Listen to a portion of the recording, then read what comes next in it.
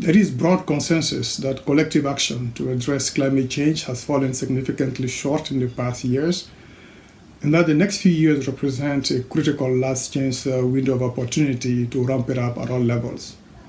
The US was absent from the global arena for the past 4 years, as climate was not a priority for the Trump administration. But by making climate change a strong and urgent priority, beginning with a return to the Paris Agreement on the first day in office, the Biden administration signals both a major shift in US domestic climate policy and the return of US engagement and leadership to the climate agenda. This year represents a pivotal year in part because countries are ramping up efforts to build back their economies which have been devastated by the pandemic.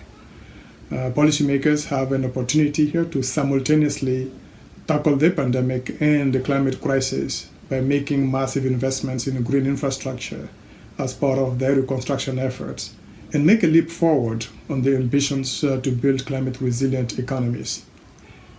At the conference, which convenes countries responsible for 80% of global emissions and global GDP, I hope to see a strong consensus emerge on the imperative of raising ambition, and importantly also, a credible commitment to deliver on those ambitions. Delivering on the climate agenda will require buy-in from all stakeholders. It is reassuring to see that the administration has involved business and civil society leaders. Hi, I'm Samantha Gross. I'm the Director of the Energy Security and Climate Initiative at Brookings, and I'm here to say a few words about President Biden's upcoming climate summit. I'm excited to see the new US NDC, our new set of commitments under the Paris Agreement. And I expect that President Biden will put out a quite ambitious NDC. The world certainly expects it of him, as do environmentalists in the United States. But more than what's on the front page and our frontline promise, I'm really wondering what we're going to see behind that, the kind of policies and programs that are proposed to support the kinds of emissions reductions that we're looking for.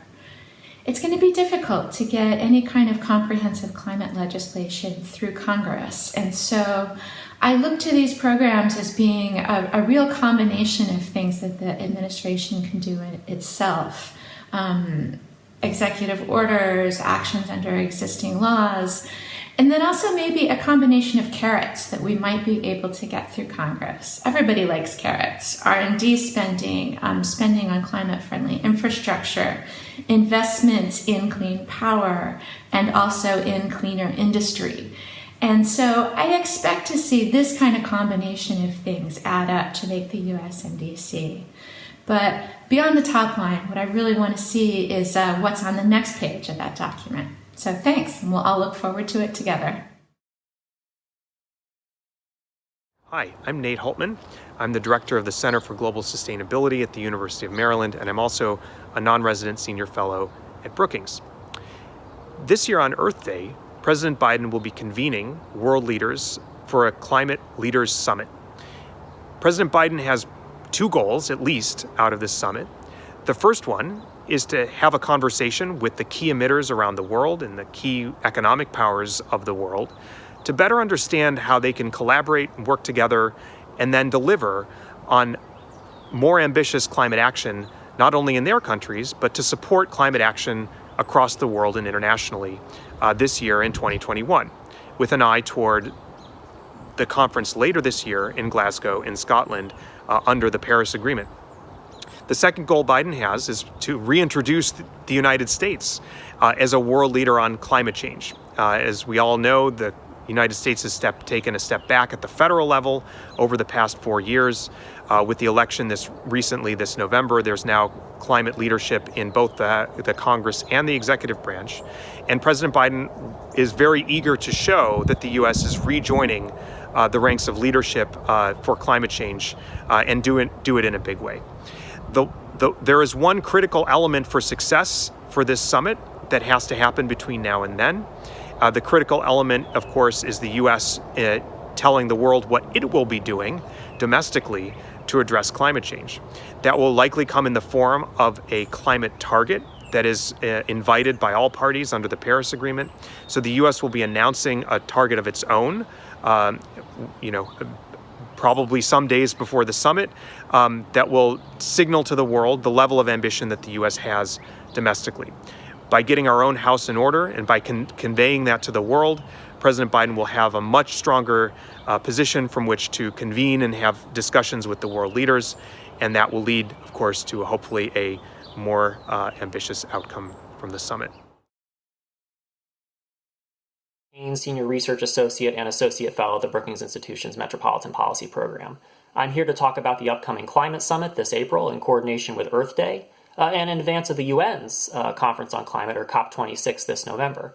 Obviously, this climate summit sends a strong global signal about the U.S.'s role and hopefully its leadership on climate issues when it comes to not just planning, but executing on GHG emission reduction targets. And it's a reset of sorts, with the Biden administration rejoining the Paris Climate Agreement and taking steps towards a net zero economy. But what I'm most interested and curious about on this global stage is to what extent certain domestic priorities will come up. And there's two categories of domestic priorities that I'll be looking for. First is infrastructure, not just energy infrastructure, but our transportation infrastructure, our water infrastructure, how we manage our land. These are central elements to how we not only mitigate an extreme climate, but actually adapt to a climate and boost resilience. These are all central elements of the American Jobs Plan, the $2 trillion 8-year plan that the administration just came out with. So I imagine this is a big priority that should come up in this summit. Second is, where do people center in these conversations? We know there are these massive infrastructure investments potentially, these big projects that can make a difference, but how are we targeting our efforts? How are we measuring progress? How are environmental justice issues, workforce development issues, technological issues, including the just transition of fossil fuel communities, how are those all coming up in these conversations? That different people and places need to feel empowered in their capacity to address these climate challenges, not simply be overlooked. So these are two big domestic areas of action that I'll be looking for. And again, hopefully seeing not just a global and national perspective on these issues, but overseeing the state and local issues here too. Hi, my name is Christina Kwauk, and I'm a non-resident fellow at Brookings. So President Biden's Leaders Summit on Climate is an important demonstration of the U.S.'s return to global climate action. But a key theme that's missing from the agenda is action for climate empowerment through education and training, especially for girls and women. Research suggests that education for climate action delivered to just 16% of secondary students in middle-income and high-income countries could alone reduce carbon emissions by 2050 by nearly 20 gigatons. Imagine if children, youth, and adults around the world were to receive such an education. Research also suggests that the education of girls and women, together with addressing an unmet need for family planning, could also help to avoid 85 gigatons of carbon dioxide by 2050. So education, and especially for girls and women, is a powerful climate solution, but it's notably absent from the climate agenda. Article 12 of the Paris Agreement calls on governments to ensure that society can contribute as both citizens and consumers to local, global efforts to address the climate crisis. But we cannot empower society if the majority of the world's population continues to be oppressed by systems and structures of patriarchy, racism, and the legacies of colonialism. President Biden has emphasized the need for green job creation to support a just transition to a clean energy economy. But without a new green learning agenda aimed at equipping all of us with the knowledge, skills, and attitudes for a gender equal future, some of us won't get there. And as a consequence, we will all lose in this climate crisis. So the Leaders Summit on Climate must address the need for a new green learning agenda. And President Biden and the 40 world leaders coming to this must talk about the role of education and training for climate action. Hello everyone, my name is Sanjay Patnaik and I'm the Director of the Center on Regulation and Markets at Brookings. It is very exciting to see that President Biden is putting together a global climate summit with 40 world leaders on April 22nd and 23rd. I believe that this is a very important signal to the rest of the world that the US is back at the table when it comes to climate change, and it will facilitate a lot of high-level discussions that can pave the way for more detailed negotiations at the climate conference at the end of the year at the COP26. I think what would be really critical for President Biden, however, is to show that the United States is actually committed and credibly committed to reducing greenhouse gas emissions and show a way forward on how to achieve any emissions reductions goal that the US is committing to. What kind of domestic policy instruments will the Biden administration use to actually reduce emissions? What kind of policy instruments and regulations that will have a long-lasting effect so that our international partners know that in a few years we are still on our emissions trajectory. I think given the swings back and forth on climate policy in the United States over the past few years, this will be the most important issue at the conference. But nevertheless, it is a really encouraging sign that the US is taking on leadership again in climate change and working together closely with some of the international partners that have already done a lot in that space, such as the European Union. I look forward to seeing the summit.